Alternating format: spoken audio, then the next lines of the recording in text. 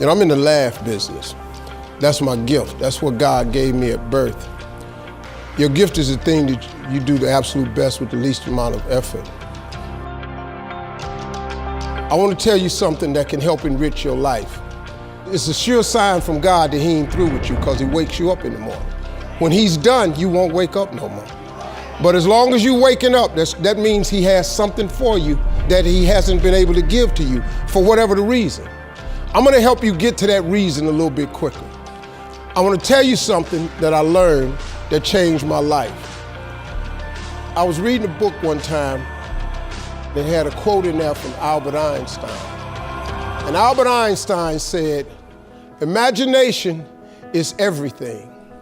It's the preview to life's coming attractions." If you think about that, that's a really, really true statement. Because everything you see in this world came from somebody's imagination. Everything. Somebody was talking on the phone one day, on that wall phone, connected to the cord, and tried to walk, and it didn't go no further. And he wanted to just go outside and get something out the car. Somebody said, "You know what? I wish I could take this phone outside." Everybody in here got a cell phone. It was in somebody's imagination. Somebody imagined that. Somebody imagined everything. Somebody got tired of walking. Somebody got tired of driving cars. Somebody said, "We're gonna fly." You're not finna fly. Everybody in here done been on a plane. See, your imagination is the evidence of things not seen. You know why they call it the evidence of things not seen? Your imagination, you the only one can see it. You're the only one can see it. See, so all this stuff you've been imagining was not some hocus pocus. When you imagine stuff, it's actually God showing you a preview of a coming attraction he has for you. That's what your imagination is. Why do you keep imagining yourself with a second home? Because God wants you to have a second home. Why do you keep imagining yourself in a supervisory capacity on another job? Because God really wants you to have that. Why you keep dreaming of opening a business one day? That's because that's what God really got for you. And he put it in your imagination. The problem with your imagination, though, is you tell it to the wrong people. If you want to kill a big dream, tell it to a small-minded person. You can't, oh man. Think about this in your life. How many times have you had this really incredible idea and you took it to your family and your friends? You shared it with them and they shot it down. You know why they shot it down? Because they couldn't see it. Because God didn't put it in their imagination, he put it in yours. It was your evidence of things not seen. See, all this stuff you've been imagining, you ought to start working on it.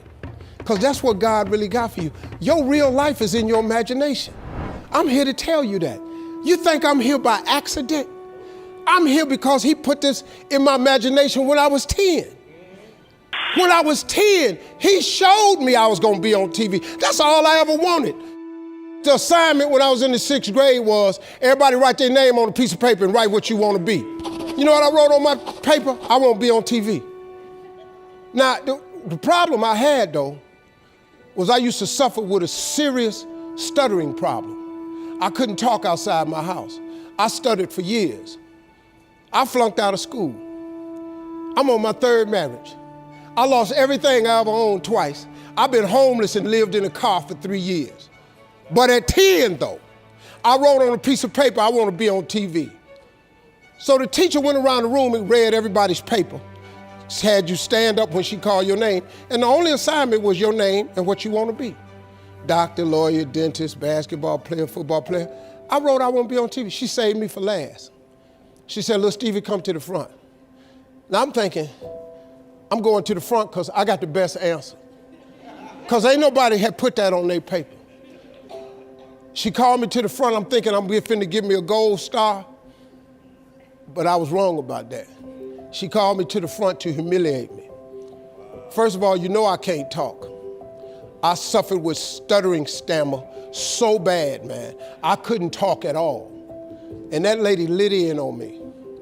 "Why did you write this on your paper?" Now I'm standing there, I can't talk. Who in this school ever been on TV? Who in your family ever been on TV? Who in this neighborhood ever been on TV? I'm crushing, man. I'm standing there dying. She said, look at you standing there. You can't even talk. How they gonna put somebody like you on TV? So every Christmas, I send her a flat screen TV. Because I don't want her to miss me. I do not want her to miss not an episode of me. Because I wanted her to see what God had done for me. The fact that you couldn't see it, it wasn't for you to see. He put it in my imagination. But after 3 years of homelessness, losing everything I ever owned twice, suffering through flunking out of school, go home and cut your TV on. That little boy with the stuttering problem, he all over that TV. You can't cut your TV on. You can't cut your TV on not a day of the week and you don't see that little boy. That little boy with the stuttering problem is all over that TV because God put it in my imagination. All I did was hang on to that thought. I just kept hoping. I just kept hoping that what I had wrote on the paper would come true. A lot of times it wasn't about no faith. I didn't believe it sometimes. When you homeless and living in a car, how you see yourself as a TV star? But I just kept hanging on there. Because my mama was a Sunday school teacher. I kept hearing her say, God,